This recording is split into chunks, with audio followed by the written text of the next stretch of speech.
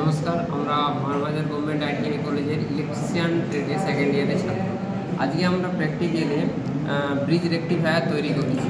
সেখানে আমরা প্রথমত 220 ভোল্ট আমরা ইনপুট দিচ্ছি ট্রান্সফরমারে এবং 220/12 ভোল্ট আমরা পাচ্ছি এসি, এবং তা আমরা ব্রিজ রেকটিফায়ারে কানেক্ট করে এখান থেকে আমরা 12 ভোল্ট ডিসি পাচ্ছি, যেটা আমাদের পালসেটিং ডিসি পাচ্ছি, অত পিওর ডিসি আমরা পাচ্ছি না। সে কারণে আমরা এখানে ক্যাপাসিটি ইউজ করেছি যাতে আমরা পিওর ডিসি পাই। এবং আমাদের দৈনন্দিন জীবনে ডিসি খুবই গুরুত্বপূর্ণ কাজ রাখে, যেমন আমরা ব্যাটারি চার্জ করতে পারি, আবার ডিসি অনেক ক্ষেত্রে ডিসি লাইট জ্বালাতে পারি, সেক্ষেত্রে আমরা ব্যবহার করতে পারি।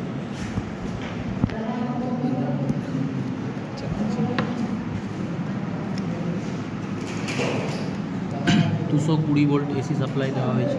আমরা 12 ভোল্ট এসি বেরোচ্ছে। আর এখানে মাল্টিমিটারে দেখতে পাচ্ছি, মাল্টিমিটার ডিসি এসি সিলেক্ট করো। আমরা আউটপুটে পাচ্ছি ট্রান্সফরমারে, দেখুন এখানে আমরা আউটপুটে মাল্টিমিটার সিলেক্ট করো। এখানে আমরা আউটপুট পাচ্ছি, ব্রিজ রেকটিফায়ারের আউটপুটে আমরা পাচ্ছি।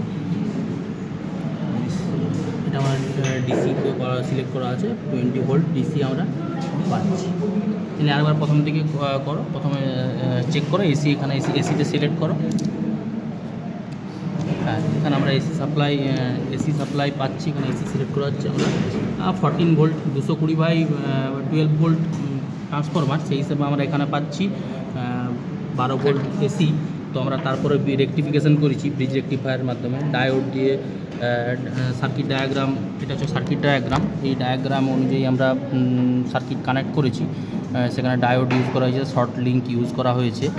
তো এখানে আমরা আউটপুটে পাচ্ছি আমরা 20 ভোল্ট ডিসি। তার মাঝে এই যে ক্যাপাসিটার লাগানো আছে, এটা আমাদের যে আমরা আউটপুট পাচ্ছি, যদি আমরা উইদাউট ক্যাপাসিটার ইউজ করি তো আমরা পালসেটিং ডিসি পাই। সেখানে এসি প্লাস ডিসি মিক্স থাকে, পালসেটিং ডিসি। কিন্তু আমরা যেহেতু ক্যাপাসিটার ইউজ করেছি, তো সেহেতু আমরা ক্যাপাসিটার ইউজ করার কারণে এসিটা ক্যাপচার হয়ে গেছে, ডিসিটা পিওর ডিসিটা আমরা এখানে পাচ্ছি। এই যে আমাদের ডিসি ভোল্টেজ প্রায় 20 ভোল্ট ডিসি, এখানে আরএমএস ভ্যালু হিসাবে 20 ভোল্ট ডিসি আসছে আউটপুটে।